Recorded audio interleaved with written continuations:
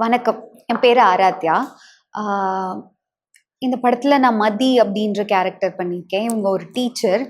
ஆ ஒரு social activist மாதிரி. இவங்க எது நேர்மையா படுதோ அதுக்கு வந்து துணை நிப்பாங்க. எது தப்பா இருக்கோ அதுக்கு குரல் குடுக்குற மாதிரியான ஒரு கேரக்டர். இந்த படத்துல எப்படின்னா, சார் பார்த்துட்டு ஒரு சின்ன லைக் ஒரு நரேஷன் பண்ணாங்க. ரொம்பவே இன்ட்ரெஸ்டிங்கா இருந்துச்சு. அதுல வந்து ஒரு சீன் ரொம்ப என்கேஜிங்கா இருந்தது. ஒரு ஃபீமேல் லீடா இந்த படத்துல வந்து ஆக்டிங் ஸ்கோப் நெறையா இருக்கு. எது எது கமர்ஷியலா இருக்க வேண்டிய இடத்துல கமர்ஷியலா, லைக் இதுலயே வந்து டிஃப்ரெண்ட் ஷேட்ஸ் இருக்கும். அவங்க ஒரு ஸ்கூல் டீச்சரை தாண்டி தன் பேர் கிட்ட இருக்கும்போது எப்படி இருப்பாங்க, அதை தாண்டி அவங்க ஒரு ஆக்டிவிஸ்டா மாறும்போது அவருக்கு சப்போர்ட் பண்ணும்போது அவங்க எப்படி இருப்பாங்க அப்படின்ற கதையில நிறைய ஸ்கோப்ஸ் இருந்ததுனால எனக்கு ரொம்பவே பிடிச்சிருந்தது.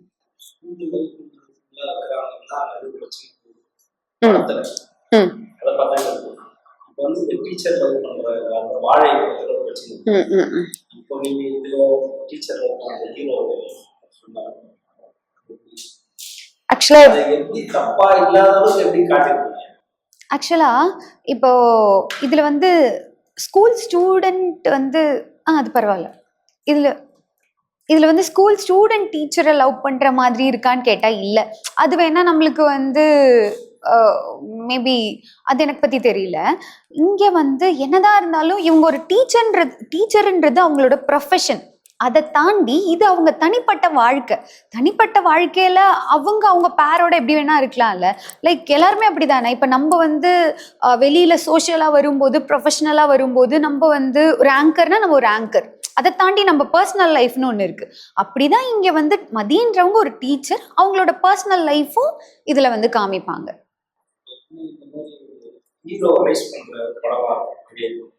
ஹீரோயின்னா வந்து அவங்க திறமையை கண்டுபிடிச்சு அவங்க மேல வழக்கமா ஒரு கதாபாத்திரம் அந்த மாதிரியே இருக்கா, இல்ல அப்படி இல்ல வேற ஒன்று பண்ணியிருக்கோம் கதாபாத்திரம் தெரியும்.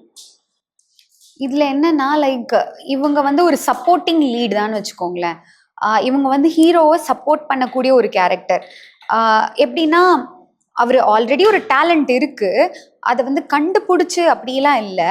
லைக் ஏன் நீ அந்த டேலண்ட்டை நீ ஆல்ரெடி அவர் எஸ்டாப்ளிஷ்டான ஒருத்தர், நீ அங்க காட்டுறதுக்கு ஏன் இதுல நீ பார்க்க கூடாது, இது நீ பண்ணா இன்னும் நல்லா இருக்கும்ல அப்படின்னு ஒரு சின்னதா ஒரு சஜஷன் கொடுப்பாங்க. அவ்வளவுதான்.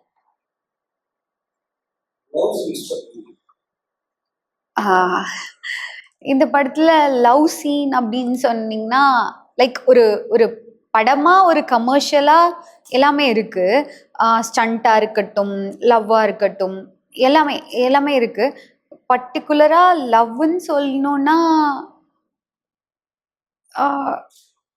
எனக்கு அப்படி சொல்ல தெரியல. ஆனா எல்லாமே கியூட்டா அழகா அந்த மாதிரி இருக்கு.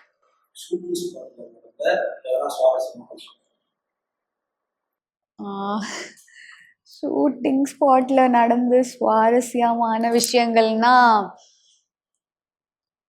லைக் ஒரு சீன்ல வந்து எப்படின்னா, என்னோட இன்ட்ரோன்ற மாதிரி ஒரு சீன் இருக்கும். அப்போ வந்து காயத்ரி மேம் நம்மளுக்கு தெரியும் இல்லைங்களா? அப்போ காயத்ரி மேம் என்ன பண்ணுவாங்கன்னா, மேம் வந்து லிட்ரலி மானிட்டர் முன்னாடி அவங்க உட்காந்துருப்பாங்க. ஹே என்னம்மா இருக்கா, எவ்வளோ அழகா இருக்கா, இப்படி இருக்கா அப்படின்லாம் சொல்லுவாங்க. நான் ஆக்சுவலா ஹீரோவை பார்த்து வெக்கப்படணும். ஆனா காயத்ரி மேம் சொல்ற அந்த மாதிரி பண்றதுல நான் மேமை பார்த்தா வெக்கப்படுவேன். இந்த மாதிரி சீன்லாம் வருதுன்னா, மேம் நீங்க முன்னாடி நில்லுங்க அப்படின்னு சொல்லிட்டு அவங்கள நிக்க வச்சுட்டு நான் வந்து பண்ணிட்டு இருப்பேன். ரொம்ப இயல்பா. அது வந்து எப்படின்னா, ஹீரோவெல்லாம் தாண்டி மேம் வந்து என்னை ரொம்ப ரசிச்சுட்டே இருப்பாங்க. கண்டிப்பா மேம் அவ்வளோ ரசிக்கும் போது கண்டிப்பா ஸ்க்ரீன்ல வந்து என்ன ரொம்பவே அழகா காட்டியிருக்காங்க டிஓபி சார் யுவராஜ்னு சொல்லிட்டு. கண்டிப்பா இது மக்களும் ரசிப்பாங்கன்னு நம்புறேன்.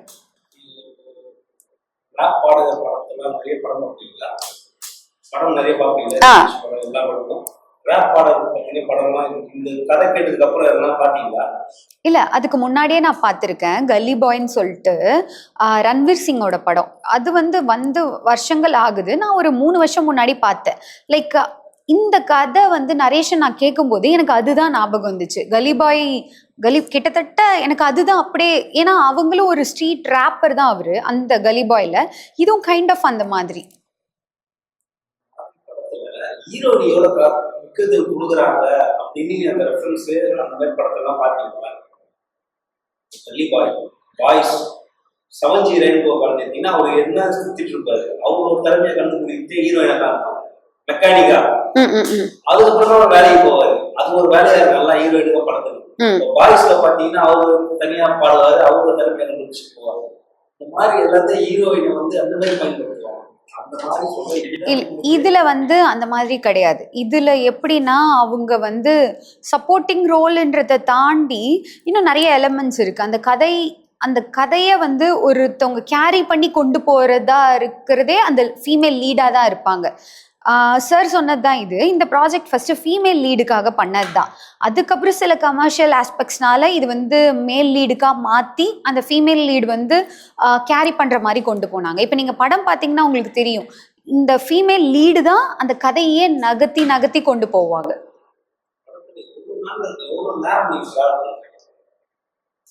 த்ரூ அவுட் நீங்கள் படம் பார்க்கும்போது உங்களுக்கு மதின்ற கேரக்டர் கண்டிப்பாக நிற்கும். அந்த அளவுக்கான ஒரு ஸ்க்ரீன் ஸ்பேஸ் இருக்கு. மூணுத்துலேயும் இருப்பேன். கண்டிப்பாக நீங்கள் எல்லாம் இப்போ வர 24ஆம் தேதி கண்டிப்பாக தியேட்டருக்கு போய் பார்க்கணும். பேட்டில் ஒரு யங்ஸ்டர் வந்து சப்போர்ட் பண்ணி லைக் நாங்கள் எல்லாமே வந்து புதுசாக இறங்கி ஒரு விஷயம் பண்ணியிருக்கோம். ரொம்பவே நல்லா இருக்கும். இதில் வந்து என்னோட கேரக்டர் கண்டிப்பாக உங்கள் எல்லாருக்குமே பிடிக்கும். இது வந்து நார்மலாக வந்துட்டு போகாமல் ஒரு கதாபாத்திரமாக ரொம்ப முக்கியத்துவமான ஒரு கேரக்டர் பண்ணியிருக்கேன். கண்டிப்பாக உங்களுக்கு எல்லாம் பிடிக்கும். நீங்கள்லாம் வந்து கண்டிப்பாக சப்போர்ட் பண்ணணும்.